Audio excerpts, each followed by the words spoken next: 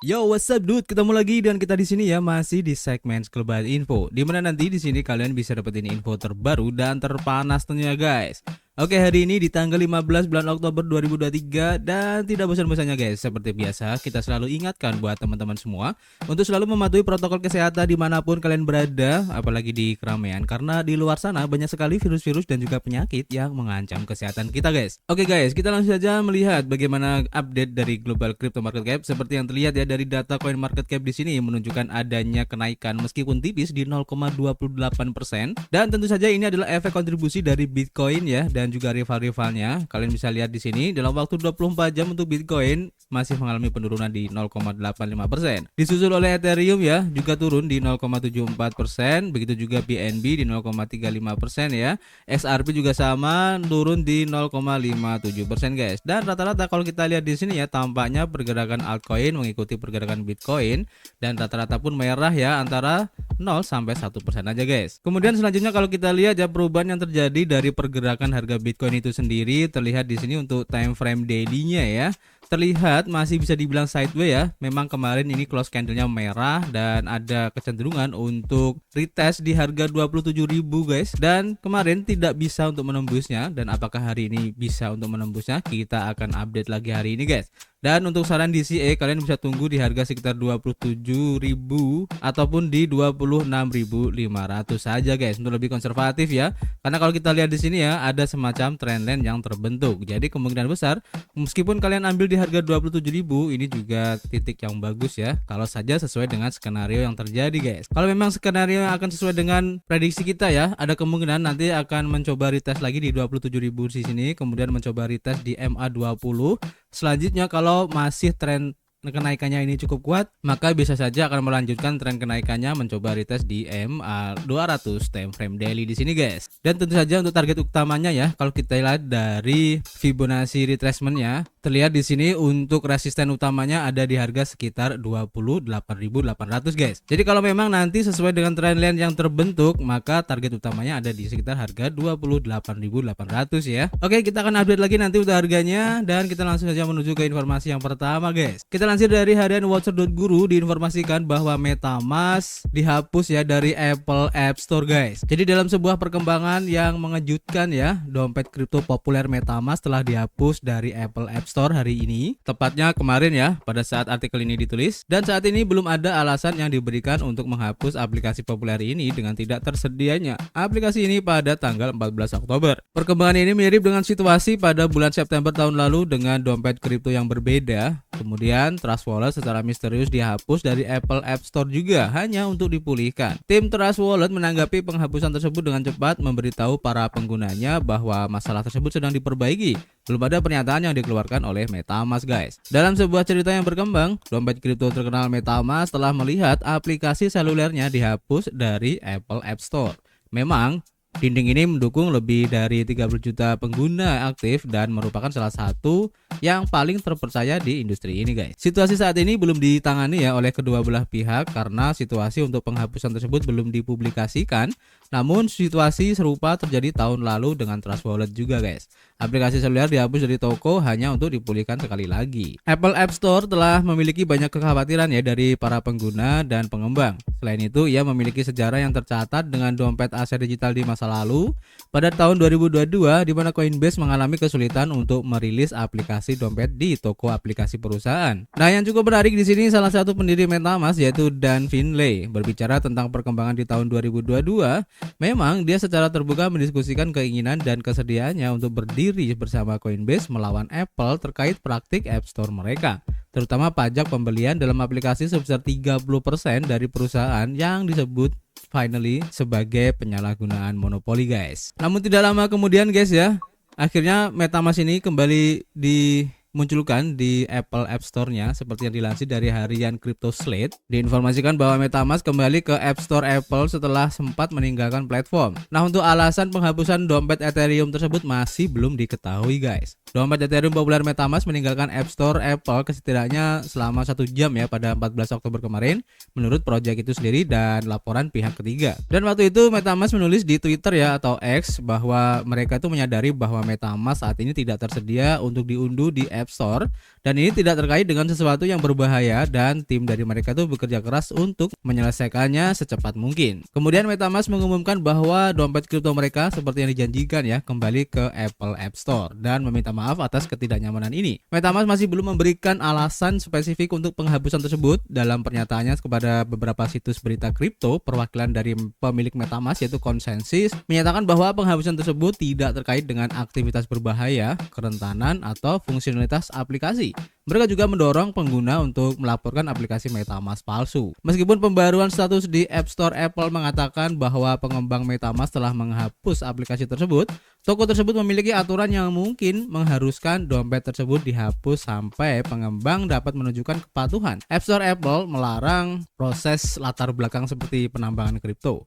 App Store juga memiliki aturan yang mencegah aplikasi dari konten dan fitur di balik pembayaran kripto atau menawarkan pembelian kripto dalam aplikasi. Perlu dicatat ya, bahwa MetaMask baru-baru ini menambahkan fitur baru yang memungkinkan pengguna untuk menyetor dana melalui on-ramp Stripe, namun tidak ada indikasi bahwa penambahan ini menyebabkan penghapusan dan platform ini sebelumnya menawarkan banyak on-ramp fiat yang serupa guys. MetaMask telah dihapus dari toko aplikasi lain di masa lalu dan itu secara singkat dihapus dari toko web Chrome Google ya pada Juli 2018. Sekali lagi tidak ada penjelasan yang diberikan.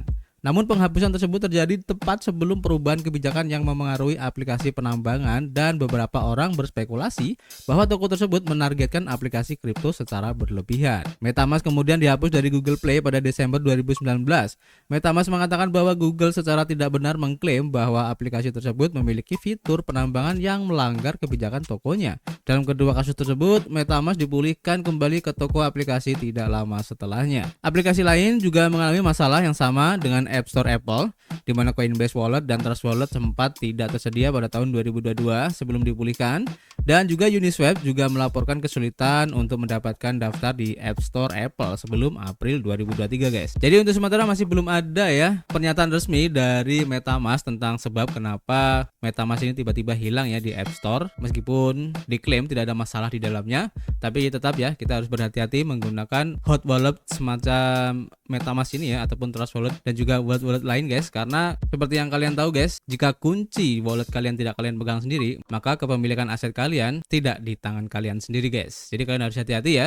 Kalau lebih aman kalian gunakan cold wallet semacam Trezor dan teman-temannya ya, atau bisa dibilang sebagai hardware wallet untuk lebih aman karena mereka terputus ya dari internet connection guys. Jadi lebih aman ya untuk terjadi peretasan. Oke, kita lanjut ke informasi berikutnya. Kita lansir dari harian You Today. Diinformasikan bahwa brand mobil Ferrari sekarang menerima pembayaran dalam bentuk Bitcoin, Ethereum dan XRP. Nah, ini menarik ya.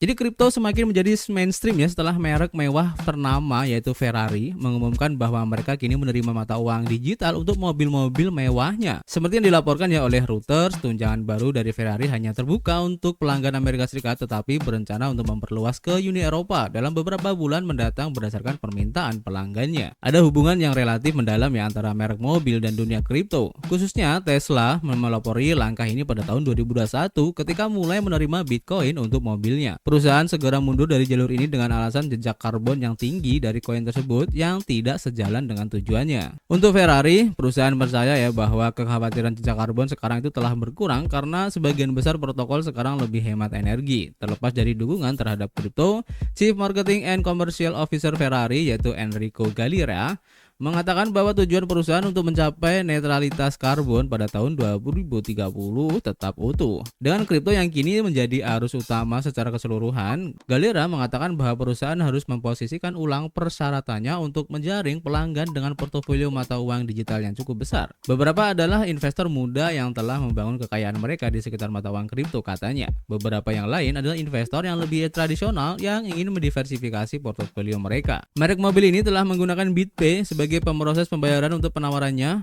Pengguna akan dapat membeli mobil kelas atas yang harga awalnya dipatok sekitar $211.000 ya dengan koin seperti Bitcoin, Ethereum dan juga XRP dan lainnya yang didukung oleh pemroses pembayaran teratas. Volatilitas akan dibatasi karena BitPay akan mengubah dana menjadi mata uang fiat untuk melindungi dealer Ferrari dari perubahan harga. Khususnya, BitPay memainkan peran yang sangat penting dalam mendukung sejumlah kasus penggunaan baru yang melibatkan mata uang digital yang dapat digunakan sebagai pembayaran untuk aset dunia nyata. Ferrari mengatakan untuk pengguna yang membayar dengan kripto tidak akan ada perubahan harga, biaya, atau biaya tambahan guys. Nah ini menarik ya, kita tunggu aja guys, kira-kira apakah brand-brand mobil terkenal lainnya akan juga menyusul seperti halnya Ferrari ini. Ini cukup menarik untuk diikuti guys. Oke, kita lanjut ke informasi berikutnya guys. Kita lansir dari harian EMB Crypto. Di sini diinformasikan ya bahwa peluncuran PancakeSwap di blockchain Zcash Era terbukti sebagai pasangan yang cocok di surga DeFi katanya guys. PancakeSwap DEX merupakan salah satu bursa terdesentralisasi pertama yang mendukung Zcash Era sehingga dapat memanfaatkan utilitas yang sedang berkembang. Sudah sekitar 2 bulan sejak PancakeSwap versi ketiga diluncurkan di Zcash Era. Data awal telah menunjukkan bahwa peluncuran dan operasi selanjutnya sejauh ini cukup sukses. Pembaruan terbaru PancakeSwap mengungkapkan sejauh mana kesuksesan itu, dan menurut pembaruan tersebut ya, PancakeSwap versi ketiga baru-baru ini melampaui 850 juta dolar dalam volume perdagangan. Sebuah tanda kenaikan yang sehat dalam waktu singkat sejak diluncurkan di Zcash Era. Ini menandakan bahwa DEX tersebut telah mengalami peningkatan yang sehat sejak saat itu meskipun kondisi pasar tidak begitu menguntungkan. Peningkatan volume PancakeSwap konsisten dengan aktivitas alamatnya dan jumlah alamat aktif di Uniswap versi ketiga telah meningkat dalam 3 bulan terakhir menurut Glassnode.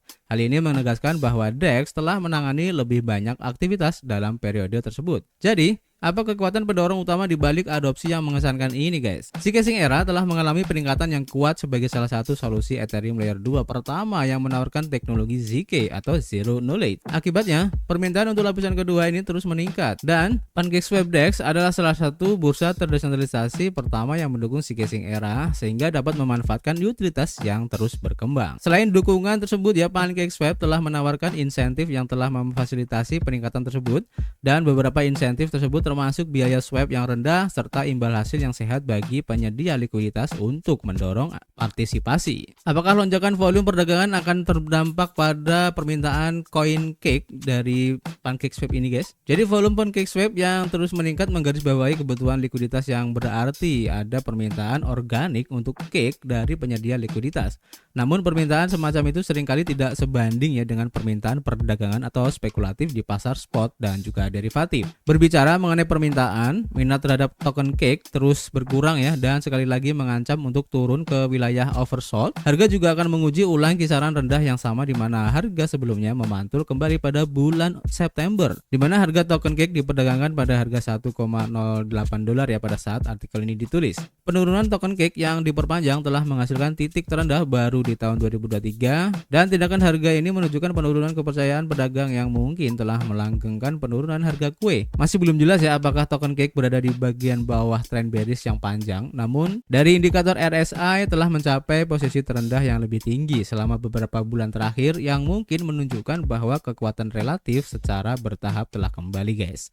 Jadi kita tunggu aja guys apakah upgrade yang dilakukan oleh PancakeSwap ini bisa berakibat baik ya terhadap harga dari token PancakeSwap itu sendiri yaitu cake. Kita akan update lagi nanti. Dan untuk informasi hari ini cukup ya. Nanti kita akan update lagi jika ada informasi yang menarik ya. Dan seperti biasa guys, kita masih menunggu kritik dan saran kalian di kolom komentar. Nanti kita bisa ngobrol banyak di dalamnya. Dan tentu saja guys, kita akan ketemu lagi di informasi berikutnya. Peace.